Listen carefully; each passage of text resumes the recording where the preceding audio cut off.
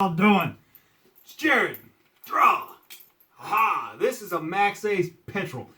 Sick knife. Honestly, I can say this pretty definitively. This is my favorite flipper. You know, I don't know if it's the best because I don't think that there is a best flipper. Flipping a Balisong is such a preference-based sport, you know. I really don't think there is a best. You know what I mean? It's what you learn with. The techniques that you learn and, you know, the tricks that you learn, the transfers between tricks that you prefer to do. It's all style-based, right?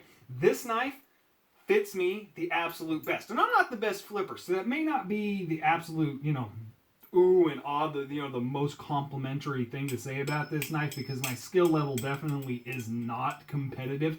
However, the market generally, there's a feeling in the market, right, that people want a more neutrally balanced knife, right? That people kind of want a neutral balance. I don't know if that's actually true.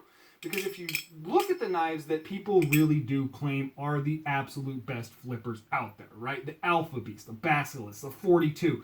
They're all more ass-heavy knives, right? The 42 is definitely a light knife, but it still carries that weight more towards the back end. I'm trying to do a whip rollover right now. Hold on. Yeah, I can actually do it when I'm not talking. But so I really do think that a more handle bias, that little bit of weight in the back end that actually gives you that arc, that swing in the motion, I can actually feel it. It's like the pendulum effect, right? I can feel that weight swinging around the actual handle more. And that gives me more confidence in whipping it around and actually doing something like a rollover. It's because it just makes that momentum carry easier in the actual rotation, right?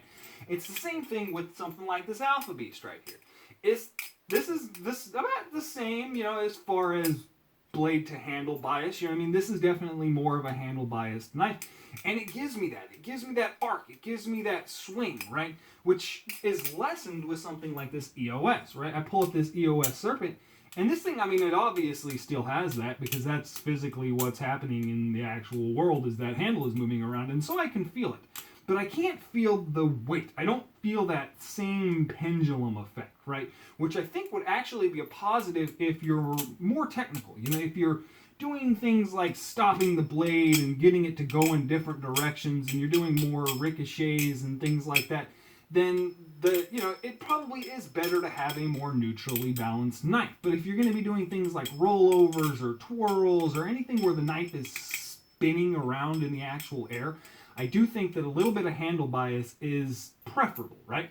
And I freaking love this knife for that because the balance and just the way that this thing actually moves through the air, just the way that it actually does pendulum like that, right? It actually complements the bearing system because not all knives out there do that, right? I love the Benchmade 87. The Benchmade 87 deserves a better reputation as a flipper than it has in a lot of circles, right? This is an absolutely excellent flipping knife. It is beautifully designed. It is excellent, right? A lot of people like to talk trash on the 87.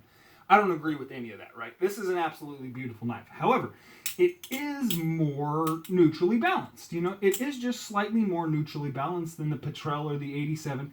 And so it doesn't have as much of that arc, as much of that swing. It still does, but it's not, it's just, I can feel the weight being more spread out over the actual handle, you know? Because what's going on is the blade, if there's more of a weight differential between the actual blade and the actual handle itself, right? In that swing, in the actual motion, the majority of the weight on this knife is in the handle. And so when it wise out like that, when it's sitting like this, I can still feel all of the weight. All of that balance is trying to pull it this way, right? And it's the same thing in actual movement. All of that weight is going towards that one side. The blade isn't compensating that much. It's not pulling down. It's not leveling out that feeling, which isn't the case with something like this Benchmade the 87 right here, right? When this thing is sitting like this and actually swinging through the air, the blade weighs enough that it's actually counterbalancing the handle, and so it is more of a even feeling in my hand. There's less of an actual, I can feel the handle less because it is balanced out by the blade, right? If that makes any sense. And that's not the case with this Petrel. I really can feel the arc of that handle, which allows me to get more control over it, right? Because that's what I'm going for. I'm not ever, you know what I mean? I'm not a good enough flipper to be flipping for the blade. You know what I mean? Like people, you know, actually flipping to land on the blade, right? That's not something that I'm going to be doing that much. And so in my style of flipping, what I prefer to be doing, you know, the rollovers, the twirls, the flips, things like that, this knife just fits it flawlessly. It really does just, it's beautiful. I absolutely love flipping this thing. I don't know, well, it pains me to say it, but this may honestly be my favorite Balisong. I've said this is 63 for the longest time is my favorite, and honestly, I don't know, this thing may be taking the cake. Just the sound of it, that resonancy, it sounds like a tuning fork. It rings, right? Which, again, you know, for everybody may not be the absolute best thing, right? There's some people who may prefer a quieter flipper. And they're not wrong. You know, if you really do not like the sound of this knife, then you don't like the sound of this knife. And that makes this knife more of a negative than something that's a quieter flipper. Again, there's not a best, you know, but I love it. I love the ring and just the tone that this thing gives off. I have absolutely fallen in love with this Maxace Petrel, whatever it is. Just sick knife, but I'm going to get down onto the table, talk about it some more. This thing is freaking just beautiful. It truly is one of the better finished knives that I've ever actually received from any company. I mean, this thing is just, you know, I've got a video up, right, that's, if you look for flaws, you'll probably find it.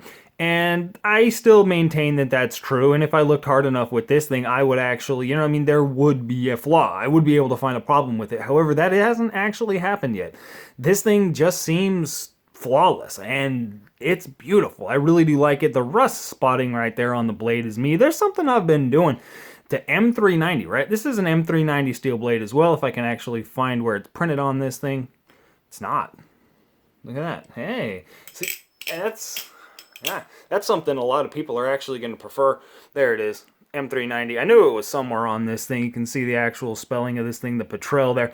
I really do like this knife. And just overall style and overall form and function, it just works very well. Hold on. For an all-around use knife as well as an actual flipper, right? This blade shape is definitely, it's aggressive, and the tip is like a freaking needle. This is after I've retipped it. I've broken off that tip and retipped it, so it's more of a blunt tip now than it was when it actually came out of the box.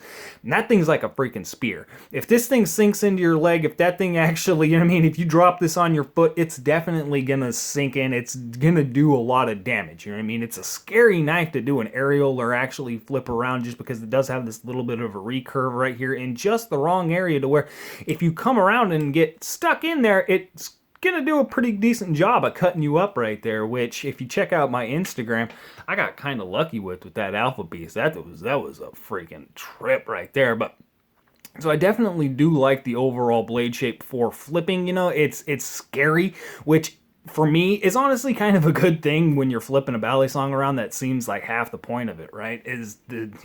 I really do like a knife that I'm just a little bit more scared of, right? And this definitely fits that build, as well as a defensive knife. An actual EDC, you know what I mean? If I'm going to cut up an apple with this, it's got a long enough blade. It is relatively thick with a decent, you know, not a whole lot of taper, but that's just something you run into with Balisongs, right? Is they're thin blades, and so you don't have a whole lot of room to actually make the best cutting geometry. And so it does kind of work like a wedge if you're cutting through general material, but it still does work as an excellent EDC knife. And as far as a fighting knife goes, right, the traction I've got on this thing, I mean, it's not excellent. No Balisong has an absolutely excellent traction for something like a defensive knife or, you know, a combat knife or fighting knife, whatever it's going to be. But there is still a grip here because these handles are actually been bead blasted. It's a very fine bead blasting. It doesn't have a whole lot of texture, and you can see it doesn't carry snail trails like something like this. What is this thing here in my pocket? I just got this one actually in from Maxace. This is a Amber 2, right? Maxace Amber 2, and you can see just the amount of, you know, scuffs and dings and dents that happen with this. This finish feels better. This is my favorite finish on titanium ever. I absolutely love that bead blasting. But the more subtle kind of, rounded off stonewash bead blasting that's on this thing doesn't carry the snail trails, and it does hide damage relatively well. As you can see on the end of these handles there's a little bit of beat on the end of these handles. There's a little bit of scratching, but you can't really see it. It's not very noticeable. It does hold scratches and dents and dings and things like that very well as look at the size of those freaking tang pins. They're massive, right? Bring up Benchmade 87 in comparison here. So you can see this actual just size of those tang pins. They're freaking huge. I mean, they're seriously on par with the Benchmade 87. And that's saying a lot, because I'll bring up an Alpha Beast right here in comparison to those. Look at the difference in that tang pin. These are massive, right? It is a threaded tang pin. It's not press fit. It is actually two pieces that thread together, which again is a positive or a negative. It's a positive in the aspect of if this thing ever actually falls out, or if you ever actually lose that tang pin, you can replace it, right? Anybody can replace it. Anybody with two pair of pliers can sit here and stick some red Loctite in there and then twist them down really hard with a pair of pliers, right? It's much easier to replace. It's much easier to actually fit that style of tang pin than something like it being press fit, right? But press fit tang pin, on the other hand, is going to be more reliable. It's going to have less of a chance of actually falling out, becoming unscrewed, and you actually losing that tang pin, right? There is less of a chance of that. However, over time, it's going to get damaged. It's going to get beat. That tang pin, a press fit tang pin, will come loose eventually. It'll take a long time, but it will come loose eventually, and then you have to repress a new pin into the actual knife, which isn't something everybody can do. You can't have a new tang pin sent to you from whatever company and then, repress it in your garage. I mean, a lot of people can, but not everybody. And so there is a benefit to having this threaded tang pin design, and I definitely, I could go either way on it. It doesn't really matter that much to me. I definitely appreciate both aspects, and I like the way that it's got so much surface area contact. You see those two little lines right there? That's actually where the tang pin itself is making contact with the actual handle, right? And so that's full contact. It's all the way up. You can see that this tang pin actually matches almost to the top of that chamfer right there on the edge of the handle. And so you've got full surface area contact, right? Which is one of the things that leads to that ring.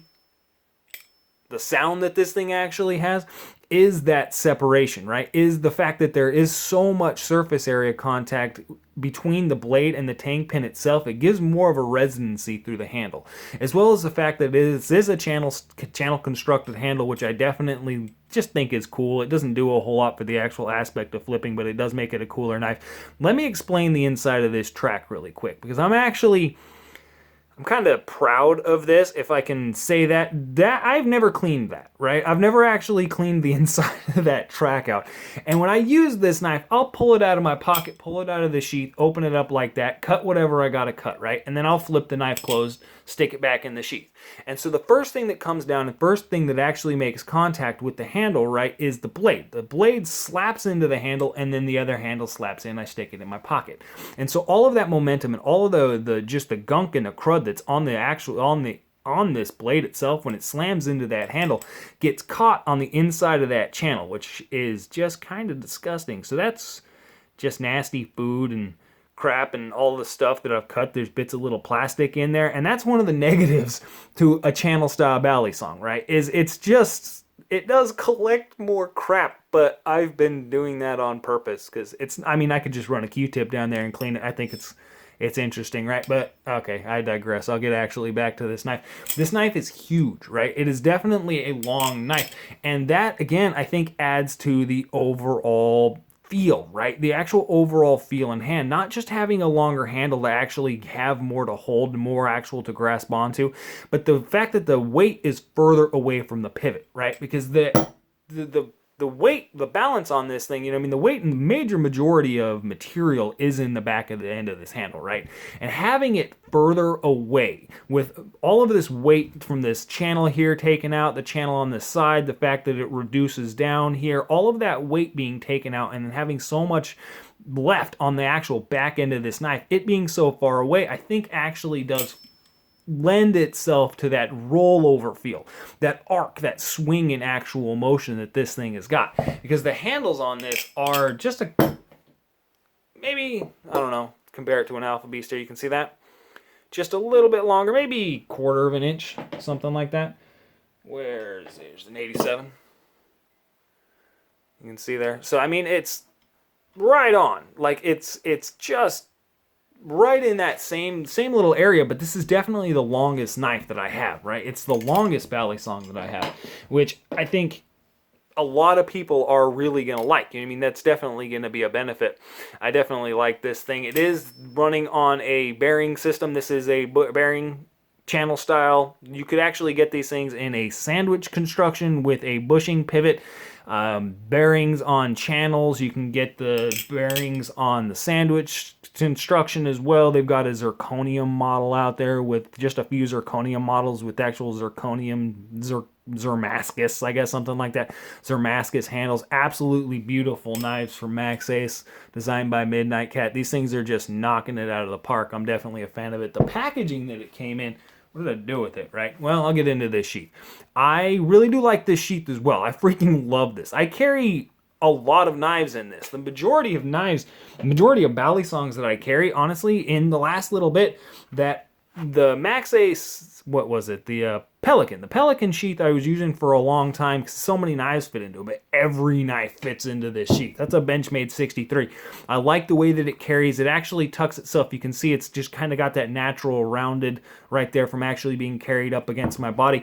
And the way that it sits, right? Because I'm a skinny guy. I don't have a gut sticking out, anything like that to worry about. And so when I when I carry this thing up on the front of my actual pant line, right, I can bend over and my body loops around, right? It's actually carrying off to the side, because you can imagine this thing, if that's my belt line level, right? This thing is canted way off to the side, and it keeps it out of the way, but it still keeps it concealed enough that it's not noticeable. You know what I mean? If I throw my shirt over this thing, it's not really noticeable. You can't see that it's there. It doesn't print, it doesn't have a big bulge sticking off the side, but at the same time, it doesn't get in the way. I can move, I can maneuver, I can actually bend and get around, and I definitely do like the way that this thing is canted as well. They have a vertical sheath as well. If you don't prefer that cant, you can get a vertical ride sheath to where it actually just rides straight up and down.